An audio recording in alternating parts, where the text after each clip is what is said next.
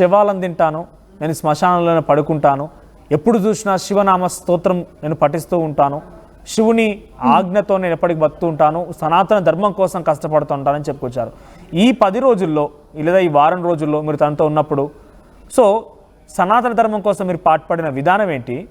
At the same time శివనామ స్తోత్రం ఇవన్నీ ఎడబోయాయి మరి, అంటే ఇవన్నీ సాధ్యమైందా? శివాలను తినడము ఇవన్నీ కూడా తనే గతంలో చెప్పుకొచ్చారు, ఇవన్నీ ఎప్పుడైనా చూసారా మీరు? ఫస్ట్ ఆఫ్ ఆల్ అయితే నాకు తీసుకొచ్చిన దగ్గర నుంచి 12 జ్యోతిర్లింగాలు దర్శించుకో, తర్వాత నీకు నేను నేర్పిస్తా అన్నారు. అందుకని చెప్పి నేను ఫస్ట్ జ్యోతిర్లింగాలు దర్శించడానికి తీసుకెళ్లారు. ఓకే, సో ఇవన్నీ చూడలేదు ఎక్కడ కూడా మీరు?